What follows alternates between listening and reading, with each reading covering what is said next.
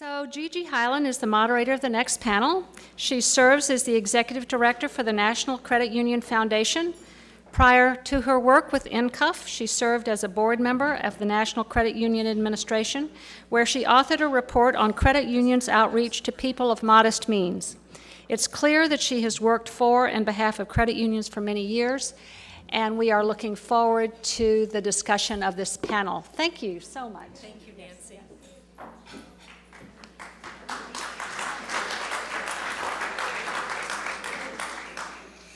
Thank you so much for that kind welcome, and my thanks to Steve and Nancy and Ellen for inviting me to moderate what I hope will be a very dynamic panel.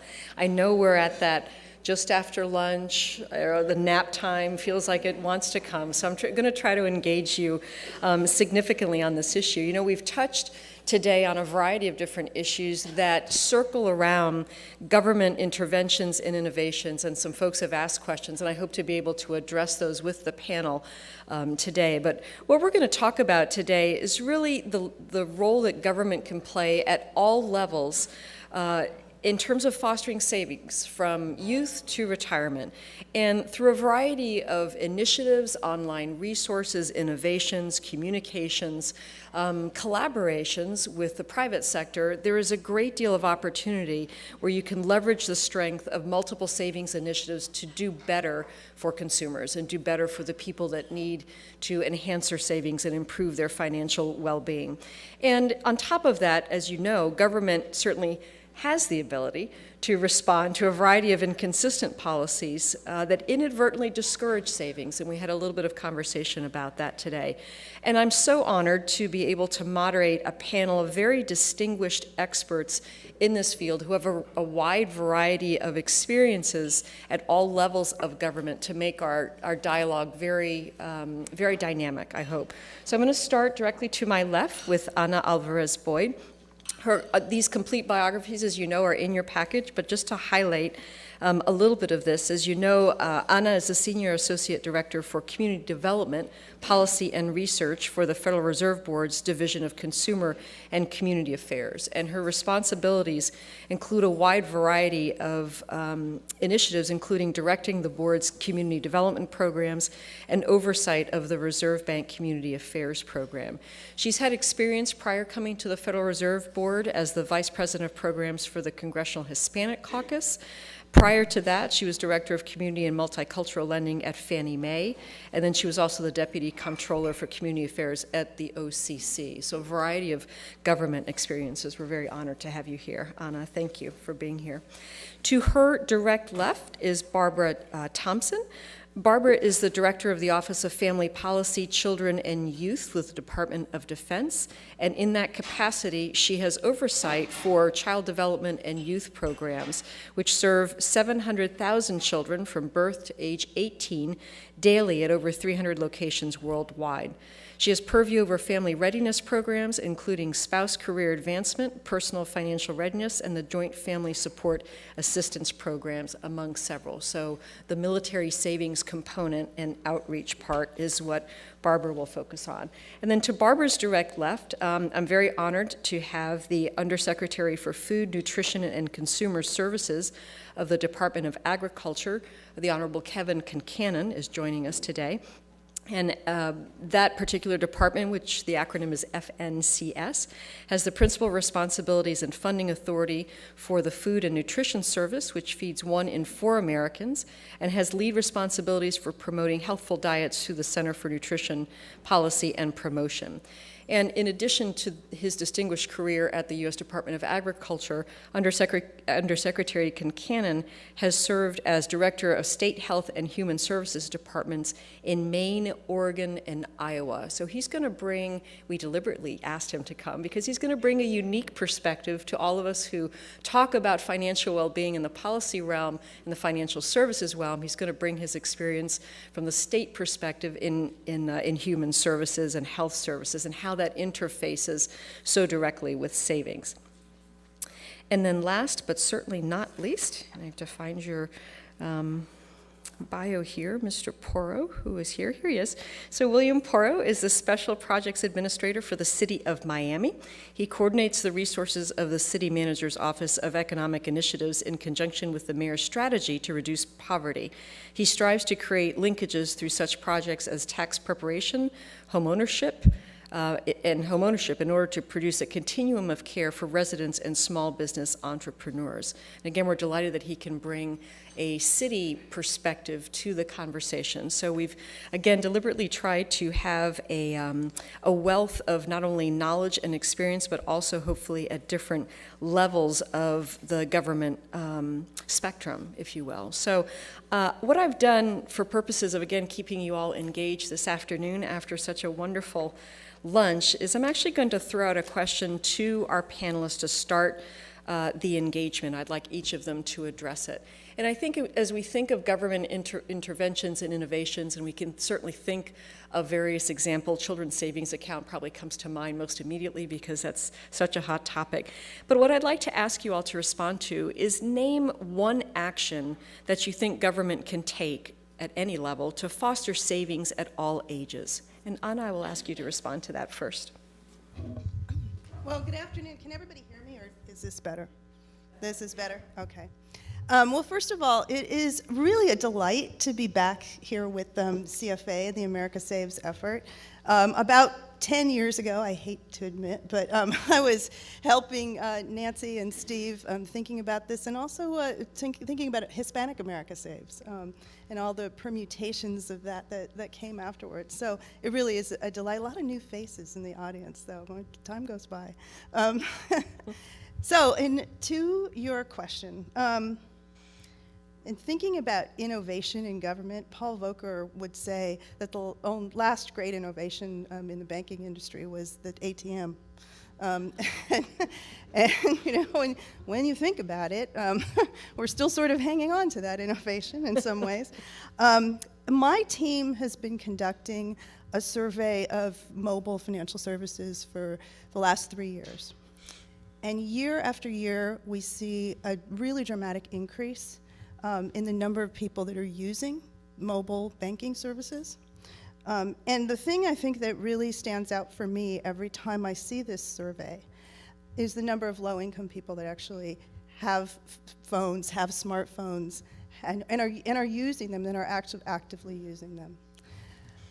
That, you know, it isn't, I think it's something that we haven't completely tapped into yet. It isn't something we've thought through how to attack. And for government, you know, as I'm a longtime regulator, the issue that we struggle with so much is how do you balance unleashing the potential of something like mobile banking services and really being able to create an environment in which it can flourish, right? The kind of open source technology thought, but at the same time protecting people and making sure that they're not going to be harmed by something that is taking off without any kind of barriers. Security issues are still a primary concern when we do this survey. It comes out over and over again, and you know, there's probably a foundation of people that look at mobile financial services and will never use them because they will never feel safe. But it's becoming a part of our daily lives, and could be one of the most important ways to reach low and moderate income people. So for me as a regulator, I think a lot about how to create that balance of a good environment in which to flourish innovation and still protect people. And I don't know that I have a good answer to that or a one action sort of solution to it. It's evolving very, very quickly. I think it's going to offer us continual challenges. And you know, it's something hopefully we can think about together as we move forward. Barbara?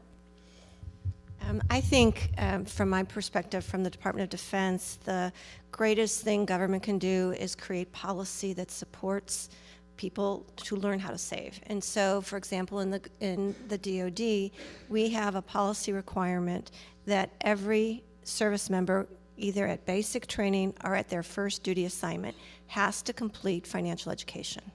And so that is one good way of ensuring that they will have the information They will have the resources to figure out the challenges of being financially, what we call financially stable. And I think that's really one of the ways from the federal perspective that can be a systems change agent is policy. You can use either one. Good afternoon. Well, in thinking about that question, the area that comes to mind for me, largely influenced by my years in state government, but extending into the present, is the increasing portion of costs that people experience in the healthcare system. It's the largest, now the single largest part of state government budgets. Their support for the Medicaid program or long-term care combined. And I certainly am very mindful of the fact that, again, as a Western country, we're the last in the world to cover millions of people currently uncovered.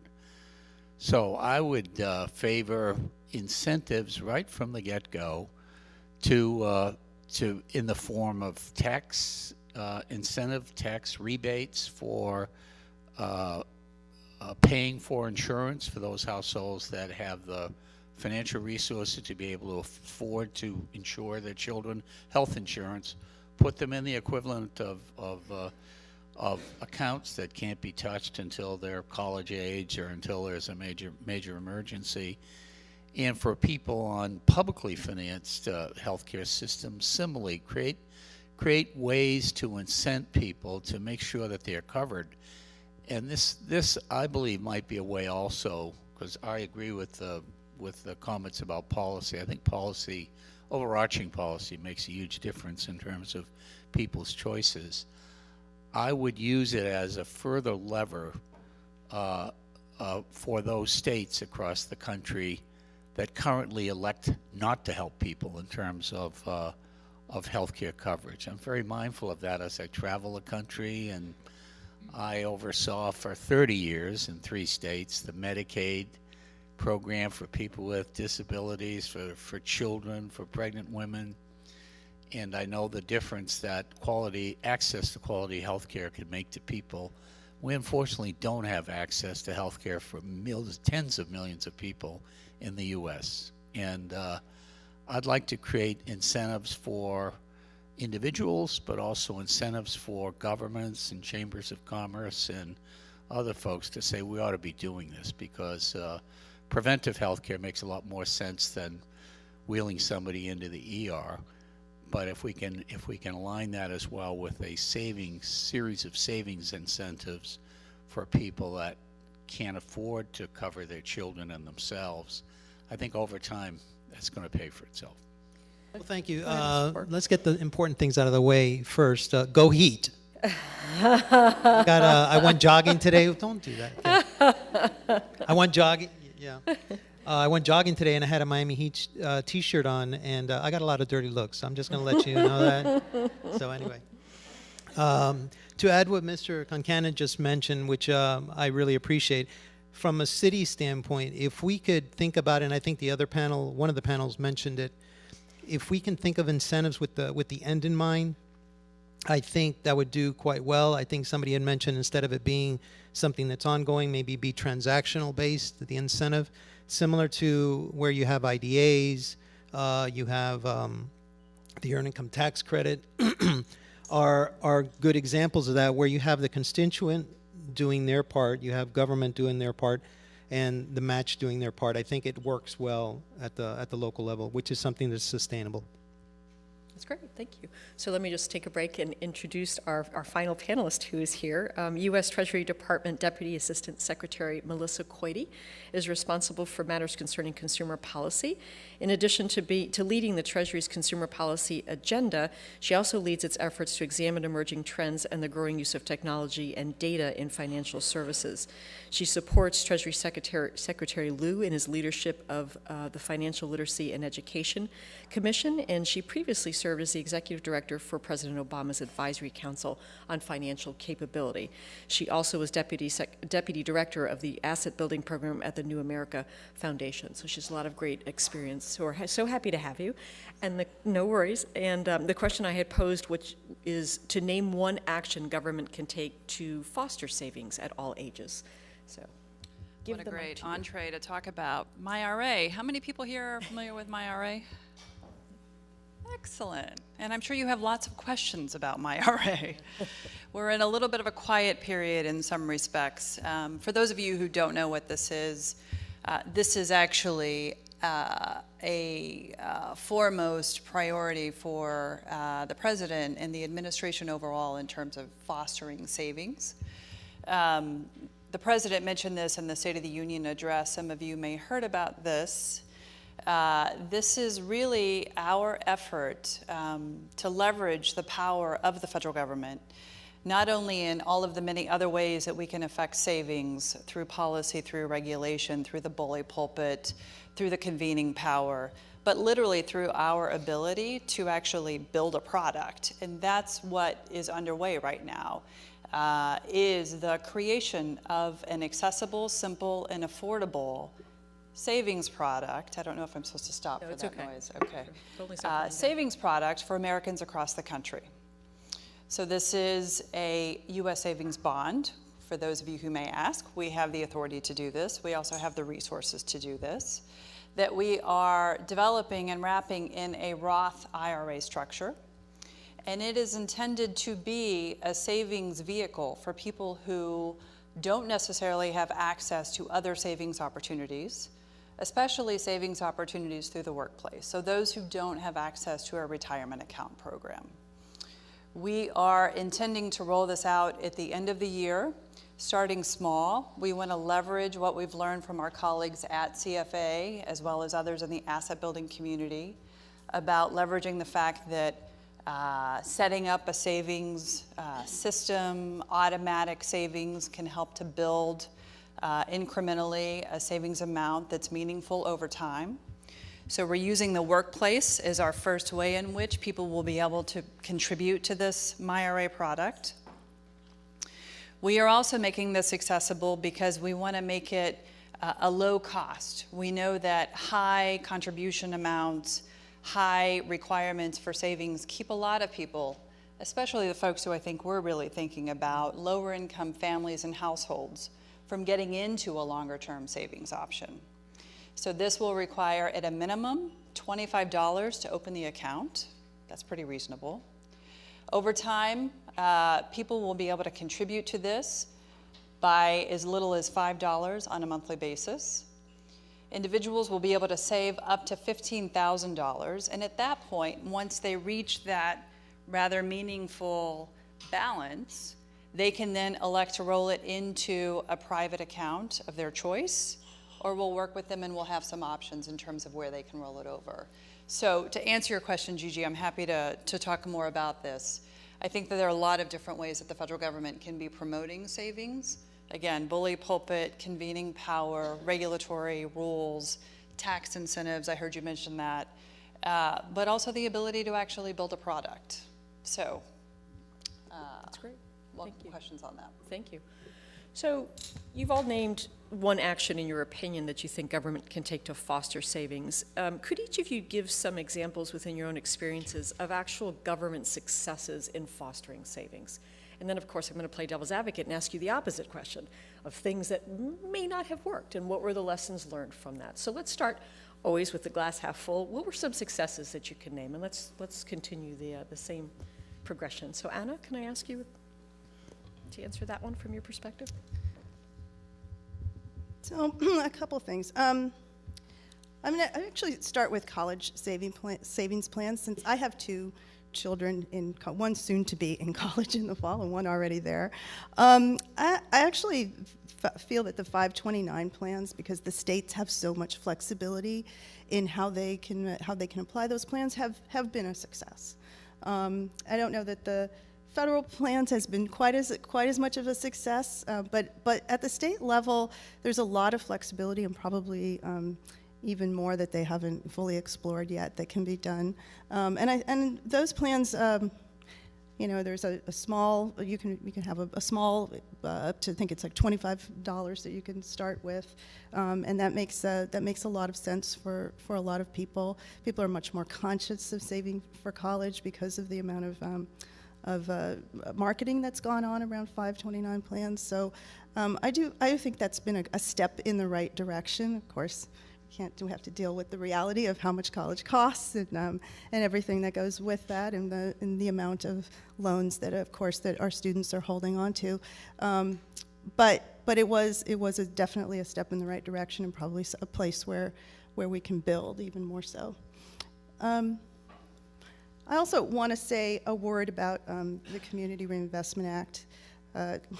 Picking up where Mark left off. I know, in front of this audience, I just can't, you know, not say something about that.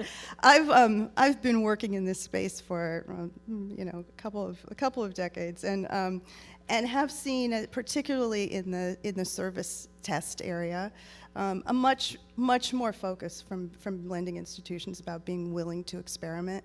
Have they gotten it right? No, maybe not entirely, and there's been inconsistent regulation, I think, across the agencies. I can tell you that my colleagues and I are talking all of the time now. We're very, very, very much focused on how to bring more consistent regulation, both to the service test area, as well as we know it's been a little bit of a stepchild to the lending test and the other parts of the regulation. But there is much more of a focus there now. And if you look historically at what's happened, there has been some real innovation in that area as well, in the service test, and banks' willingness to do more, to try things. I think Bank On is one example of that has a little bit of a fire was lit there, and you have a lot of institutions that were willing to participate in that effort. Thank you.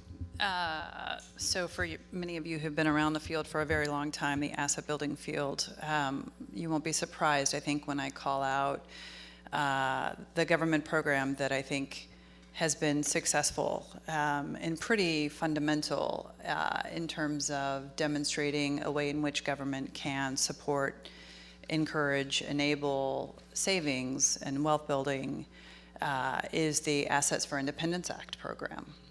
This was established years ago, carried through the Bush administration, run by the Department of Health and Human Services, and it was really critical in terms of answering this question: can the poor save, and do incentives matter?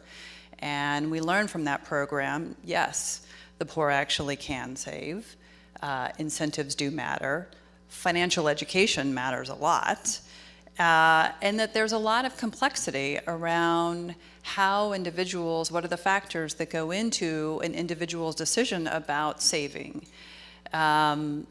And I continue to think about that, even in the context of the MyRA product, somewhat to the point that you're getting at in terms of individual choice and preference and need. There are a lot of complexities when we think about how the government, in a very monolithic way, can be promoting savings. We have to be somewhat nimble and responsive to the individual's needs or their family's needs. We know that there's value in long-term savings. We want to facilitate and promote it, and clearly that's what the MyRA product will be about. But we also know that the ability to get there means that you've got to have good options that you're turning to over high-price credit.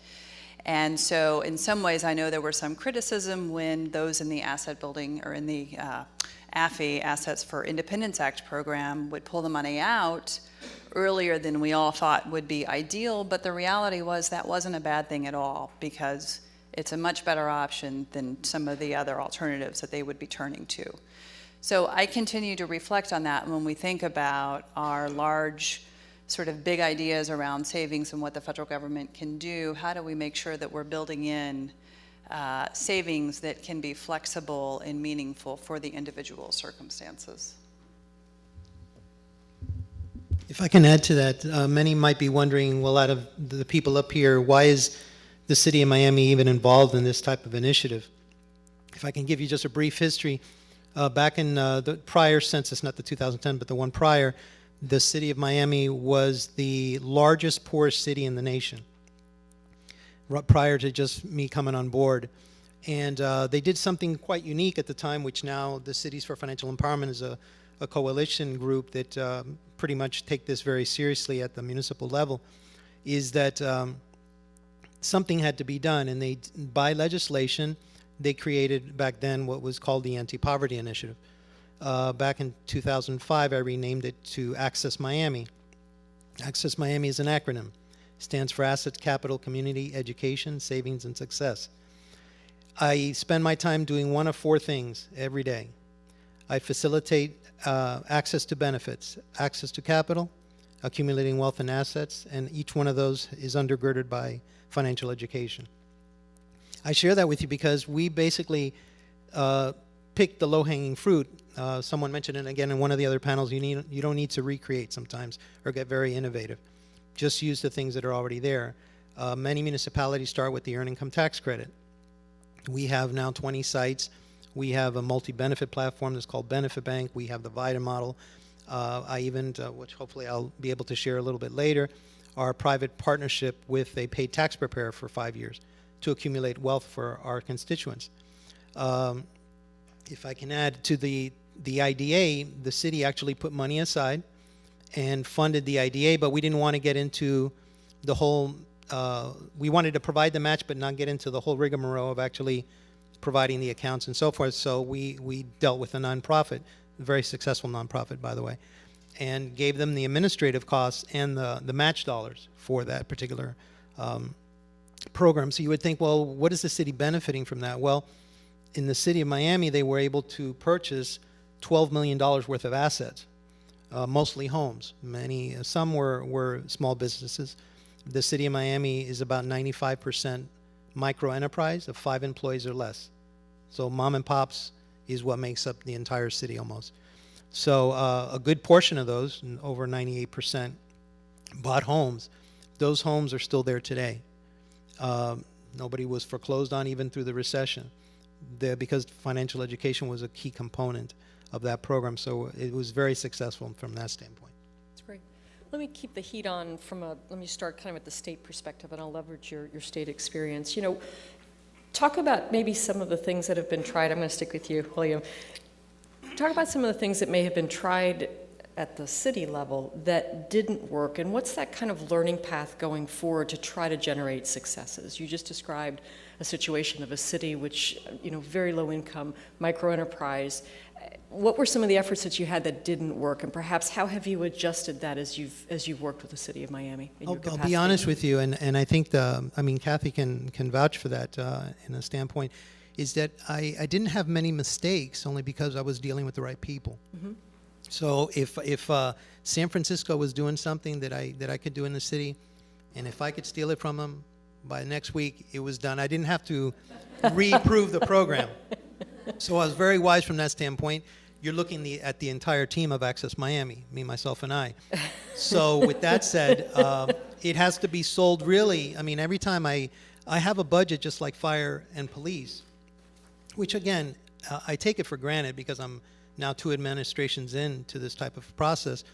But everything that I do has to be approved by 5 commissioners and a mayor.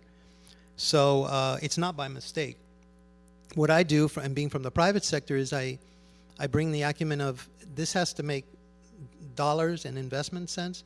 So as an example, every one of the programs that I manage has I GIS code every constituent. So I can show any commissioner, the mayor, where the dollars are being used and who that person actually is or the business. So that alleviates a lot of the mistakes, actually. I don't know if that answers your question. It does, I think. Undersecretary Concannon, from your experiences in Maine, Oregon, and Iowa, you know, what did you see as things that may not have worked out at first, but then you either changed when you went to a different state or that you changed in those various capacities? Well, certainly there are many opportunities on the healthcare side. I go back to that because, again, that's where state government budgets, so much of them are necessarily concentrated in that. And we certainly, this preceded what is now Part D of the Medicare law, but access to pharmaceuticals or medications was a major challenge for people who weren't poor enough to be eligible for Medicaid, but enough resources to be able to pay for their own medications. We found that particularly true of people in the adult years, 30, 40, 50 years of age. It was a long time waiting to get to Medicare eligibility, even for Part D.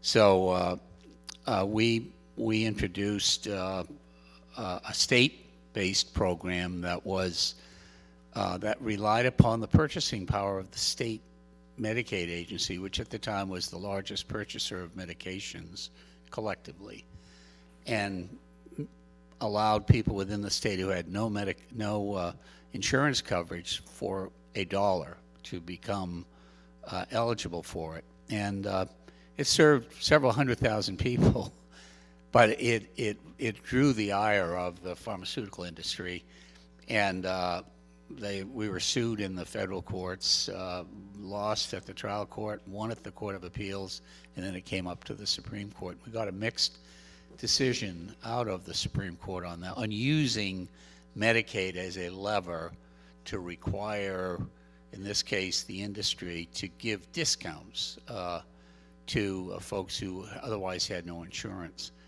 And in a subsequent administration, they dropped that. It was unfortunately because I think largely because it was associated with the prior. That happens politically at times. Successive administrations, sometimes even in the same political party, don't continue something because they say, oh, that was a signature, effort of the prior administration. But that worked, and I saw that challenge. I believe it still exists out there in those states that have not taken advantage of the Affordable Care Act.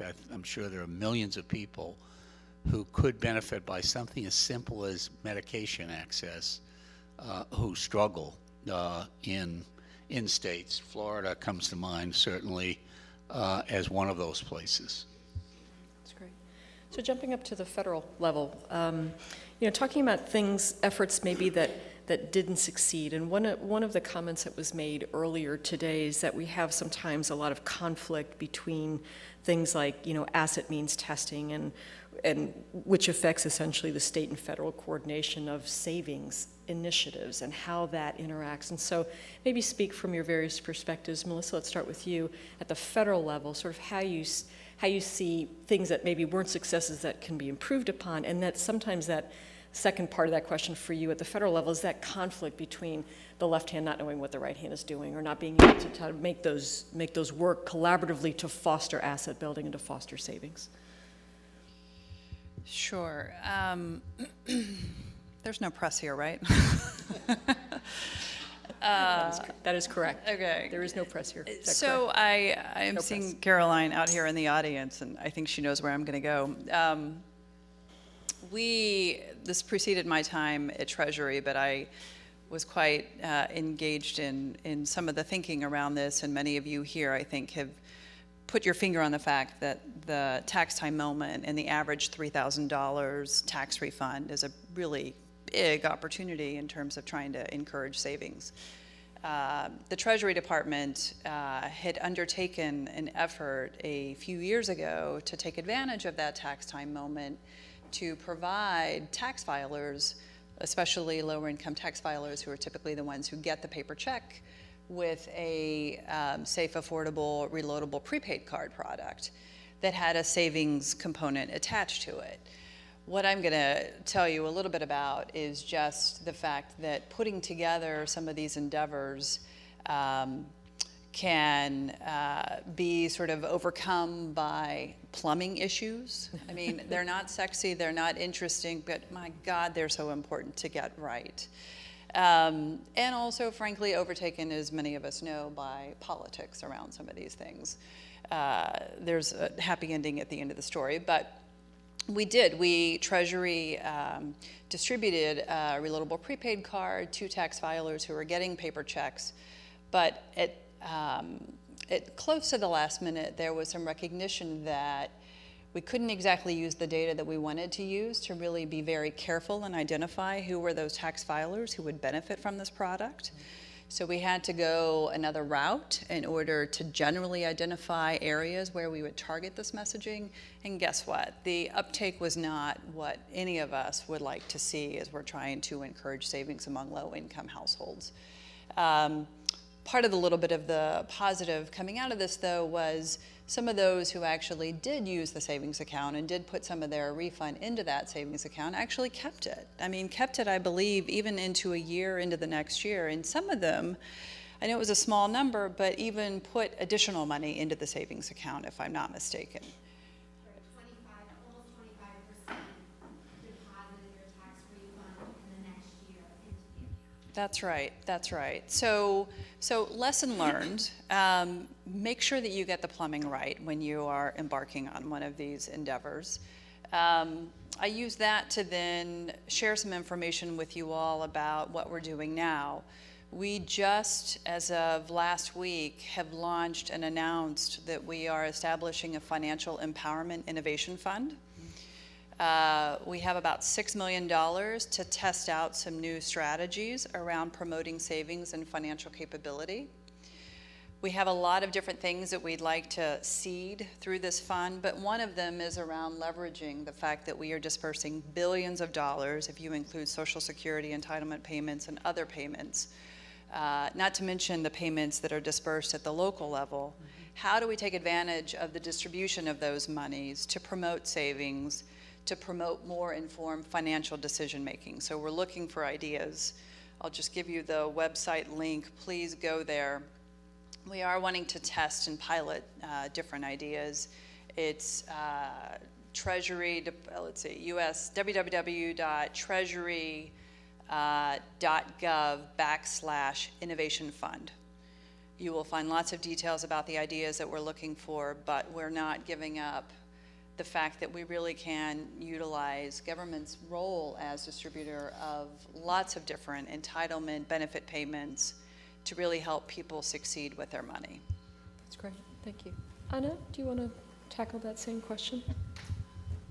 So let me go back to CRA. Access to financial services is my Groundhog Day issue. You keep talking about it in the same way over and over again. And I think as I said earlier, it's about inconsistent approach, both across our regulatory agencies, but it's also been, I think, sometimes a fear of innovation. I started out by saying that it's hard for us as regulators to find that right balance between, unleash the environment to be innovative and to think about what's possible, and then also continue to protect people. And we have an opportunity right now with mobile financial services to do just that, to let our lending institutions innovate and reach people with, over half the folks who have smartphones are starting to use the service of depositing their check through taking a picture and sending it in. Now, I personally haven't done this yet. I'm still having a hard time sort of imagining it. But people are actually doing this, Melissa. I'm going to try to get CRA credit for your stuff. So, yeah. Remote deposit capture is a wonderful thing. It really is.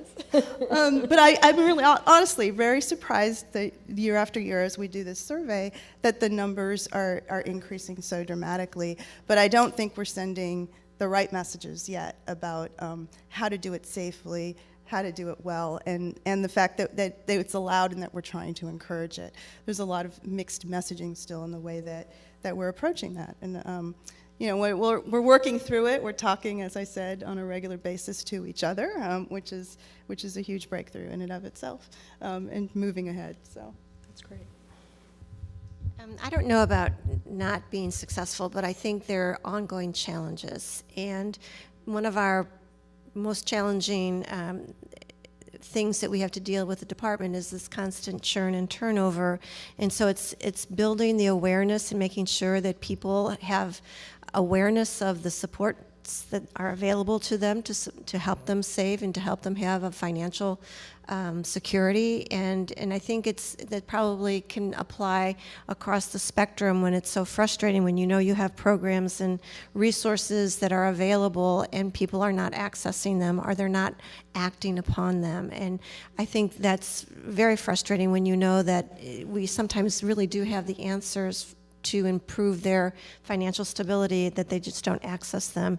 And so it's ongoing, whether it's increasing the number of people who pledge during military saves weeks or people who access our face-to-face online financial counseling through Military OneSource or through our personal financial managers. The resources are there. There's no reason why people are not prepared to save in the Department of Defense because the resources are available. So it's getting that word out, I think, is our challenge.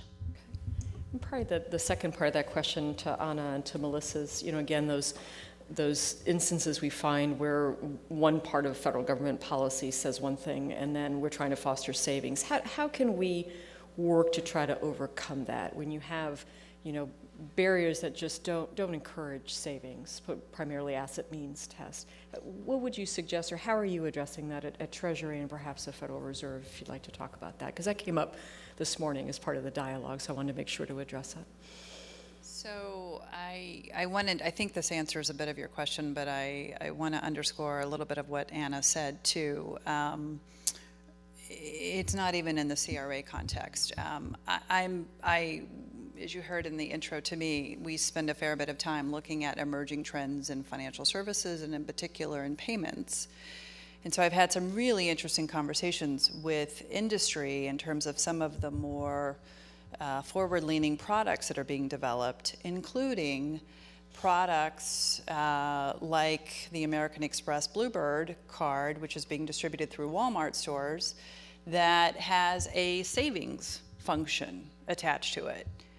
The demand and the use of that ability basically to segment some of the money being loaded on that card into a savings account and name that savings account vacation money, back to school clothes money is really phenomenal, right? I mean, this is savings. It may not be interest earning, interest bearing. It may not be long-term savings, but boy, people are changing their orientation. People who we have tended to think about as those who use prepaid cards as just transactors.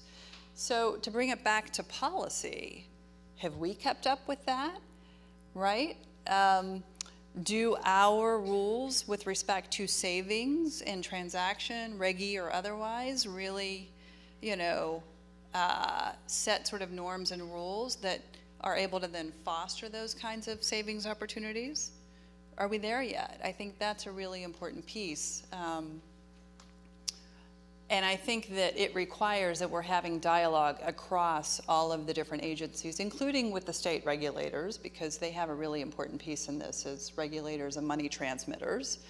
To that end, we have put together an interagency study group of federal regulators who are really looking at these trends in payments to make sure that we are assessing not only for our consumer protections there and exist across the different products offered by banks and non-banks, safety and soundness, BSA, AML, but also where are the friction points that our existing rules, which may be behind the curve, actually stymieing what are promising and productive products, which may encourage savings or may be better alternatives to high price credit. So I think that's a dialogue among the federal agencies is a really critical step to not stymieing what can be good for consumers while making sure they're protected. Because the example that was given this morning is the focus on children's savings accounts and the excitement around children's savings accounts and being able to establish them, and that whether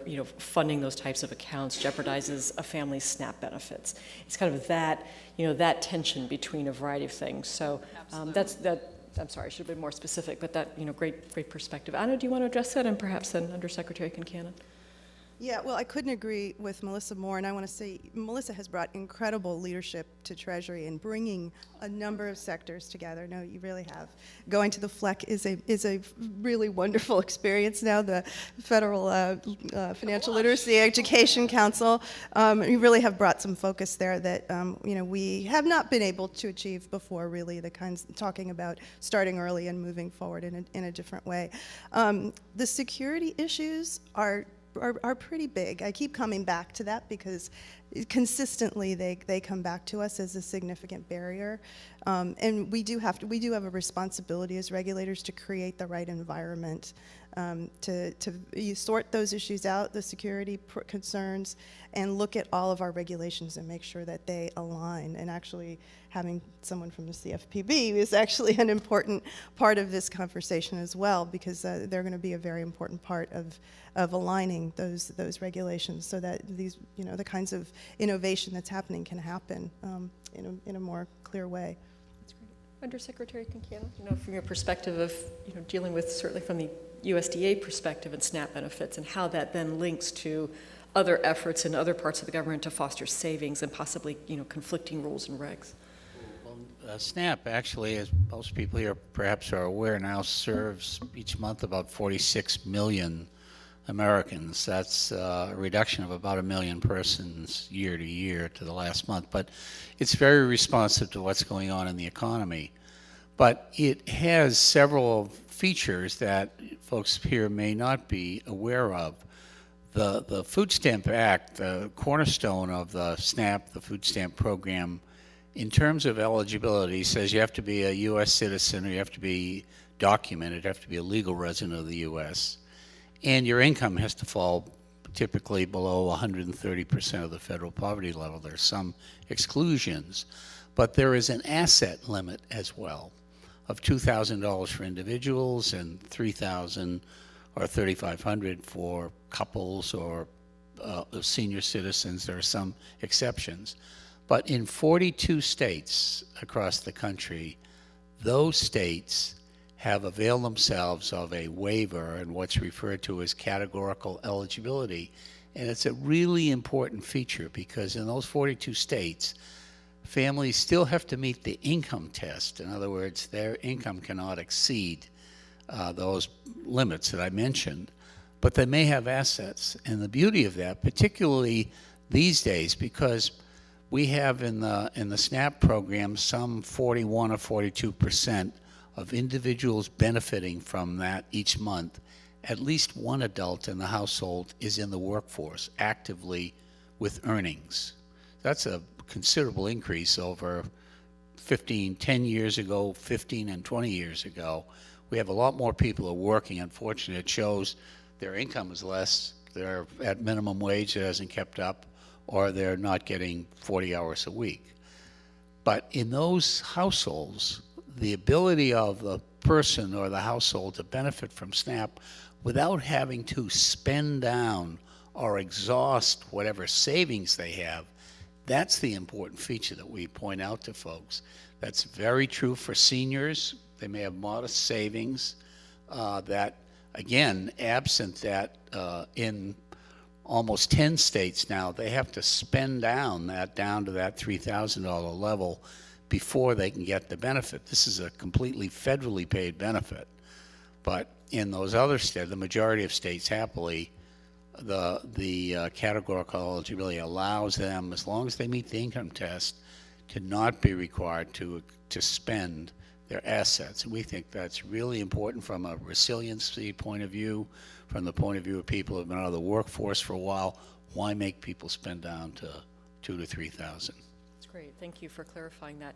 And that's a good segue. And again, we heard a lot of analogies this morning. We heard about trees, and we heard about lions, and we heard about streams, and teaching people how to fish. So at the risk of also either mixing my analogies or getting thrown out here, I'll use an example, again, not in the savings forum, but possibly as an example for my next question, which is all about how can government collaborate successfully with private efforts to foster savings. And probably one of the most public initiatives currently that you see time and time again is the First Lady's Let's Move initiative, which is an effort to try to combat childhood obesity.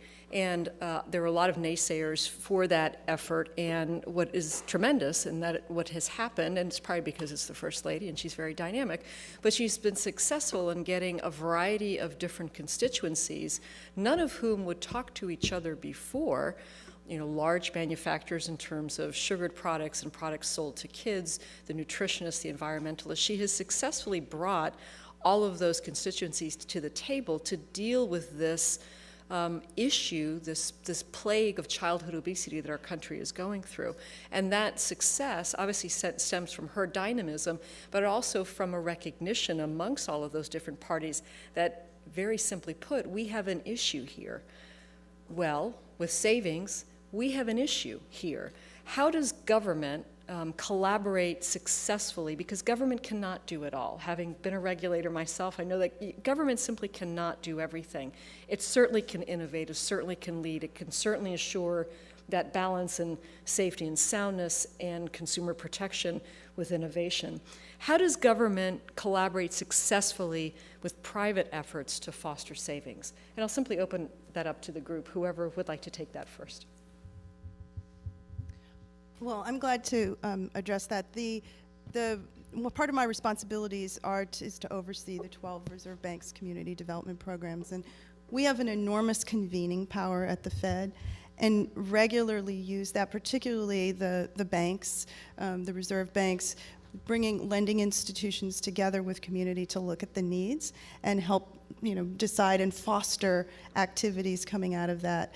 There are banking roundtables in all 12 Reserve Banks where the lending institutions come together with community and with Fed officials to think through, so what are we missing and what should we be doing next? When I started my career, I was in the field helping banks think about how to fulfill their Community Reinvestment Act responsibilities. That's very much part of the charge of the Federal Reserve in that structure. We have such a powerful footprint that we really do encourage our banks, the community development programs in our banks, to undertake that work very seriously.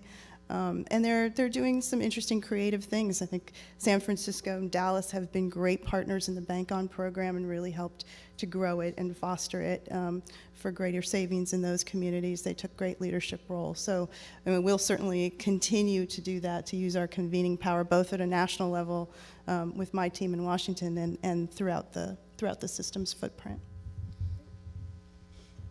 So without a doubt, financial readiness is not a core competency of the Department of Defense, and we really do rely on a group of other federal agencies as well as what we consider our partners or collaborators in this space. And so recently, we've been doing the financial readiness campaign since 2003.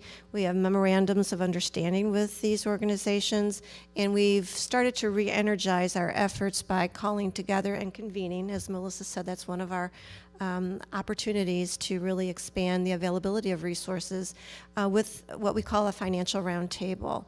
I think the other issue that we find that is really critical is for the private sector to know about military families and their needs. And so we've been working with our land-grant partners to do a series of webinars, and they are open source. So they're available to DoD professionals as well as helping professionals in the community to, again, increase their knowledge about the resources and the topics that are available. And Dr. O'Neill is one of our prime contributors to this effort, and we really feel that that's an important way of empowering the field to learn more. So it's not, we're using federal funds to again, expand the knowledge base of those people who are working with families. My introductory statement, when I mentioned how important policy is, one of our policies is that our on-installation banks and credit unions have a requirement to provide financial education on their installations. So again, it's leveraging policy to ensure that we have all of the resources that we need to provide that financial education. So policy and then leveraging those partnerships. That's great. Back when we first started our VITA program, being from the private sector, I didn't know much about all this VITA stuff and tax prep stuff from a city standpoint, so I would attend the National Community Tax Coalition and other big conferences, which is where I met a lot of the people that I now deal with at the Cities for Financial Empowerment. And back then, I realized in the numbers that they were providing that, just an example of VITA as a model for tax prep through the IRS, they really only do about 2% of all the tax returns in the United States. Where you have the paid tax preparers, let's refer to the big three, do about 25-30% of all the tax returns in the United States. Well, in Miami, it was no different. Unfortunately, back then, they had the famous refund anticipation loans, which would suck out so many millions of dollars and thousands of dollars from each individual constituent. So it occurred to me that we need to deal with this at a local level, but at the same time be a public-private partnership where it was beneficial to them.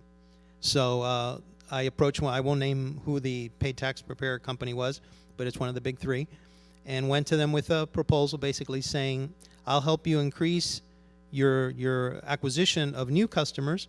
And I learned quite a bit of their business model. Actually, about 25% of their business literally floats from one paid tax preparer to another, depending on who has the biggest light box outside that says, fast refund loans. So I said to them, basically, if you want to stop this from happening, you have to get clients that are going to stick with you along the way. At the time, they were launching a new, they got a bank charter, and we were able to do a really neat 5-year agreement with them, which is a long time. The average tax prep fee in the city of Miami, give or take, is about $130. We went to them with a proposal saying, if you do it for $25, all of those that are EITC eligible, you can charge the $25, but no more, and you must take out all of the banners, light boxes from all of your stores, and then you can promote your savings products, because we want our constituents to start saving. And it was a phenomenal. I went from doing 10,000 free tax preparation applications to more than triple that. We've done up to 75,000 tax prep refunds with this particular company. Is shot through the roof.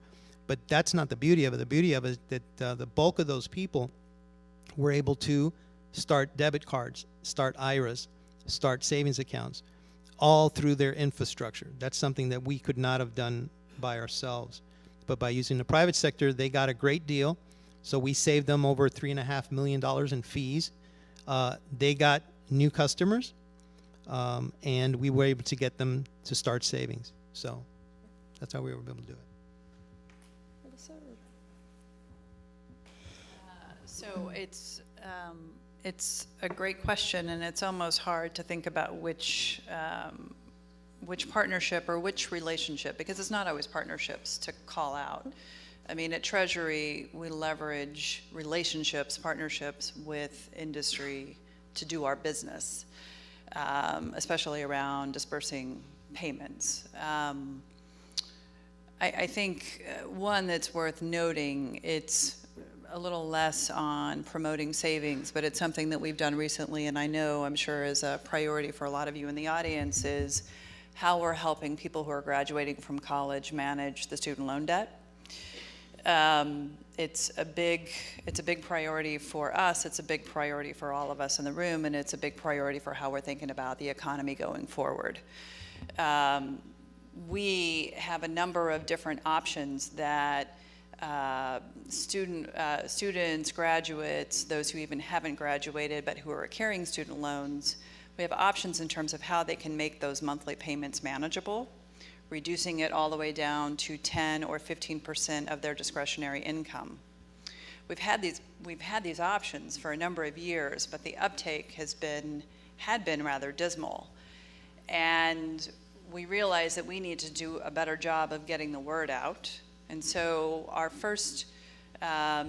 Treasury's first sort of aggressive approach to do that just happened during the last tax season, where we know that people are thinking about their money, and that might be an opportunity to get in front of millions of people as they're filing their taxes in order to share with them these different repayment plan options.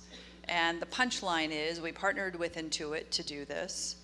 They included information about these different repayment plan options. You can understand why they would see this to be a compelling reason to message something that's good for consumers, their consumers.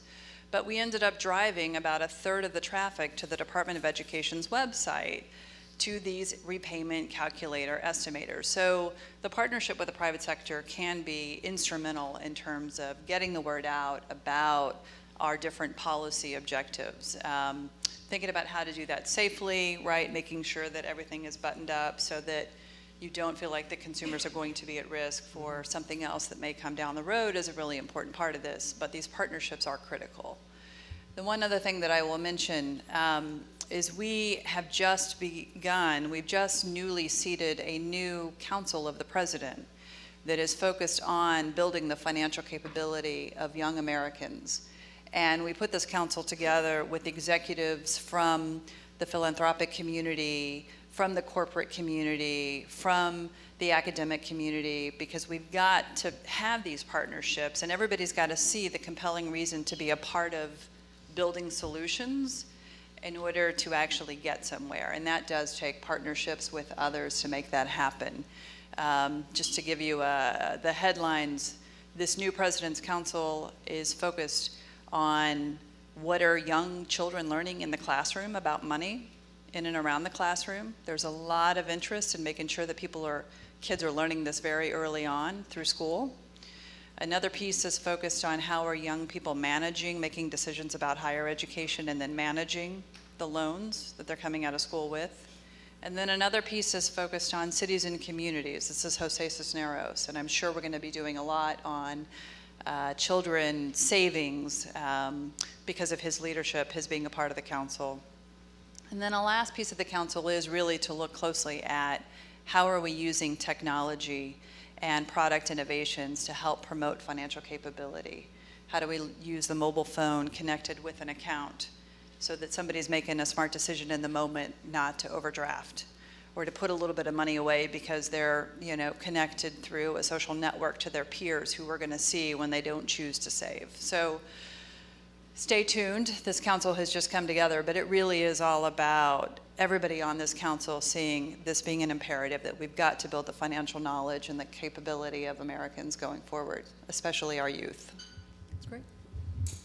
So I'd like to turn it over to the audience. I think we have about 15 minutes for Q&A, and the microphones are the same microphones that have been well used. There's a question in the back. Let's start there, please. And again, if you could identify who you are and where you're from, that would be great. Hi, everyone. Susan Shockey with USDA NIFA, National Institute of Food and Agriculture. Thank you. Enjoyed the presentation tremendously. I just want to say that I'm just very proud of cooperative extension that is managed by USDA and the land-grant universities, so it's more of a comment, and if you want to respond, that's fine. But we are celebrating this year our 100th anniversary. The signing of the Smith-Lever Act occurred May 8th, 1914, and so we're just coming off a great week of celebration. And one of the areas has always been, since the beginning of USDA, 150 years ago plus, was the importance of family and consumer economics. And I'm the national program leader in that area. So one of the things that when we look at the title, Government Interventions and Innovations, I think 100 years ago, that's one of the greatest interventions and innovations that occurred that still is in existence. So as you think about programs and working in the counties where we have a presence in the area of family and consumer economics in all 3,000 counties, we are based regionally, and also the land-grant university system then manages our cooperative extension system. So I know, Barbara, you're very informed about extension. I'm hoping that maybe the panel can respond. How can you see this type of innovation being very helpful to the nation to learn more about money and money management? Thank you. Any thoughts? Undersecretary Well, Kincaid. one area I would comment on in that regard is nutrition education that are financed by us, but principally, not exclusively, provided by extension services and the land-grant universities across the country.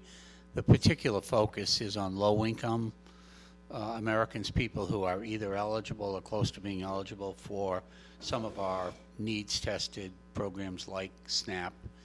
And we are seeing other not-for-profit organizations now entering nationally. Share Our Strength, which is a national nonprofit focused on school meals and anti-hunger efforts, now has an initiative that financed by some of the major philanthropies called Cooking Matters or Shopping Matters, where they literally take you through supermarkets, take low-income families, heads of households, and they educate them right next to the shelf on both price but also on quality in terms of foods. And we see that as really both needed, but also we're encouraged by the entrance into that space by new players.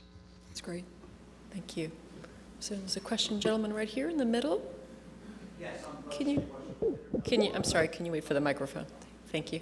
Bud Schneeweiss with the FINRA Foundation. Ms. Thompson, as one of your collaborators within the Financial Readiness Program, I want to applaud DoD for all the efforts it makes for financial readiness. As an employer, I think it's second to none. But as an employer, I think that a lot of employers have moved in the space of automating savings. And I wonder if DoD is making any efforts to do that, and if not, why? Thanks. So you mean like a TSP opt-in? Yes, kind of a thing? exactly. Thank you. For all of the financial readiness people, we would love for that to happen, but we do have some resistance from our military leadership that they feel that it's up to the person to make that decision. But it's something that I think we will continue to promote as a way to ensure that our service members start as savers, absolutely. And we've really seen, as a result of the last 13 years of conflict, and we have some wonderful policies that really support service members to be savers, and especially the Roth TSP, and that has just skyrocketed. So we're really proud of that effort of working with, the TSP and our PFMs to make sure that service members are aware of the benefits of that Roth TSP. Yes. Melissa? Please, there's a... I want to raise something, and I would welcome input from the audience. As we are working our way through the MyRA product, and I said we were going to leverage payroll deduction, this matter about automatic participation, even to contemplating automatic escalation, not that we're contemplating it for Roth or MyRA, but nevertheless, the idea that we can make it automatic, we all recognize the value, we all make enough money, whereby it's not going to be painful if money comes out of our, paycheck and goes into the savings account. What has come to my attention, and this is where I'd welcome input, is individuals with incomes that are varied, right? That are up sometimes, low other times, or individuals who may work where they're getting basically tips, don't necessarily have enough in that paycheck, right? They're first going to be covering taxes, and then we're looking at savings. Like, there's a little bit of friction that we're potentially building into those kinds of systems, and I'm wondering if anybody in this room has sort of looked closely and studied that type of issue. I think it's a really important one as we think about targeting automatic savings to potentially auto escalation, especially for lower income. Steve?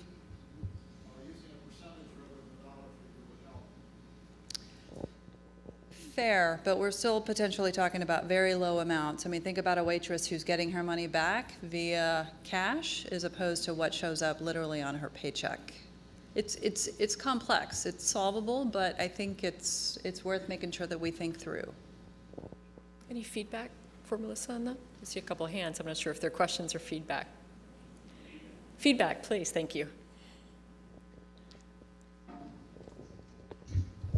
Brent Neiser, National Endowment for Financial Education. Melissa, I think one group to look at is the private sector. What about these small credit card devices that allow roundup, using incremental, like $1 a week or something? There may be models or algorithms, a way to income average that out and maybe take it even on a quarterly basis. But it's a big challenge, but other groups have thought about incremental aggregation and almost, I'm going to use the word scraping, a little bit off periodic checks. It's technically complicated to do that when you're setting this up. Right.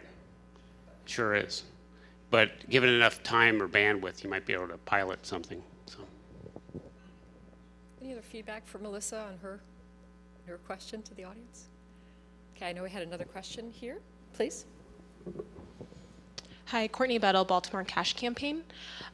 This question's for Melissa. We operate Vitus sites, both Maryland and Baltimore Cash, throughout the state, and struggle every year to identify prepaid cards to offer our customers that have low fees. I mean, there's tons.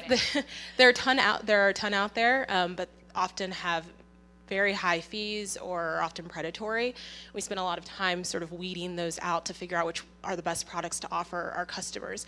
And so I just wanted to know if you had any thoughts or if there were any plans on the horizon to regulate prepaid cards to make them safer for consumers. So obviously I just intellectually couldn't tell you like which one to use and which one not to use, nor could I for any other reason. But yes, on the question about regulation, many have been waiting with bated breath for the extension of basic protections that exist for checking accounts to be extended to prepaid cards. I have heard it from the director at the Bureau that should be forthcoming this spring. It really needs to happen. You guys didn't get this done, so now the Bureau has it, but it's time to get this done because consumers are using these products. We need very similar protections extended to these. And even the ones that are now offered by employers as well, like Walmart, for instance, rolling making all of its employees receive their checks on these prepaid cards. So we have a lot of concern about that. Looking at Nancy, do we have time for one or two more questions? Okay. I'll maybe go for 1.5 questions. All right, please. Hi, I'm Angie Garcia Lathrop with Bank of America, longtime supporter of America Saves. It's great to be here. Bank of America is in the process of launching our SAFE account, following the model that Mark and the FDIC have spoke to on May 29th. We piloted it in 6 states. We've talked to a number of you about it in the room, and we're very proud to be offering that. The bank went through a very long process, really trying to understand the customer's interests in what they need as a transaction account, what fits their needs, and what types of bells and whistles they'd like to see from Bank of America as they move forward with us as customers. So we spoke to a number of our sort of lower wealth, lower asset-based customers to really understand their transaction needs, saving needs, et cetera. What I noticed in that research is that a number of our customers save in vastly different ways. There seems to be no one savings model, anecdotally at least. And a number of our customers still are saving in places like their freezer, freezing the money as a deterrent to spending it. They want quick and accessible liquid resources. I wonder so I do think there is more than a product piece to how do we encourage lower wealth Americans to save. And I wonder if you've thought about that and have any comments or feedback to us as a large institution trying to provide the services to our customers. What works to engage and encourage a customer who's in that space to save? Any thoughts?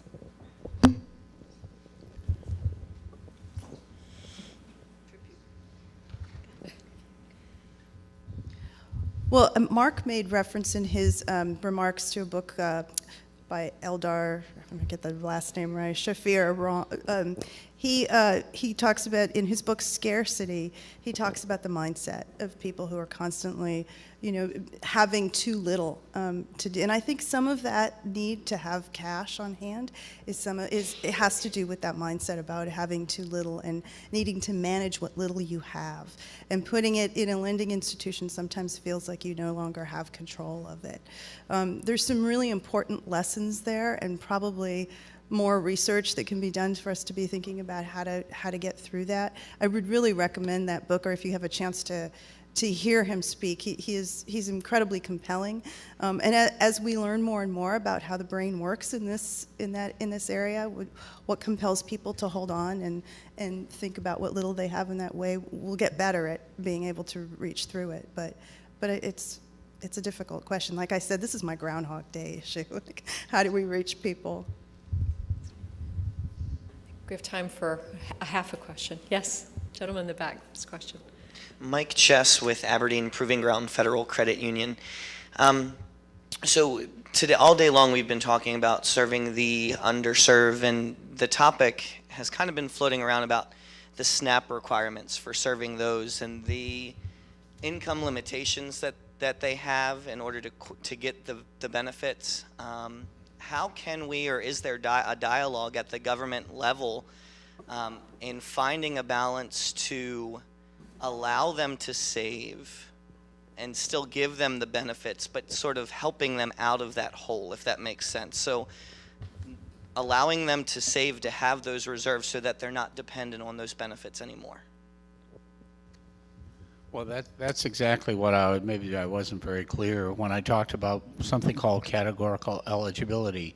42 states have elected to not consider the asset amounts of consumers applying for SNAP. They still must meet the income eligible, or the income limits, with certain disregards. For example, around every state, utility costs are subtracted from the monthly income. But 42 states of the 50 have adopted the policy. So there is not an asset limit in 42 states. But we've seen, like in Pennsylvania a year or so ago, they reintroduced the asset limits, and lo and behold, within a month, thousands of people were no longer, principally elderly people too, no longer eligible because they had assets. So we encourage that, and the underlying rationale for that, again, is to support people's resiliency, not to force people to spend down. And it also acknowledges the fact that there are many, many people in the who have either working part-time or have lost work opportunities. Don't force them down to spend down to $2,000 or $3,000. So depends on your state. If your state where you're located hasn't adopted it, that would be a conversation that could be had in those states, because I haven't seen any activity there in the last really 3 years, except Pennsylvania going the other direction. But these other states, there are new administrations, and it's certainly something we are happy to speak with state agencies about. It actually has some secondary benefits for the state, in that it solves an error problem that states often struggle with fixing or estimating the value of certain assets. And they make mistakes that way. It gets into the error rate. They lose our favor as well as lose money. And whereas, again, as I say, it's a secondary benefit, it helps their performance, so to speak. Would you please join me in thanking this illustrious panel? Thank you. Thank you so much.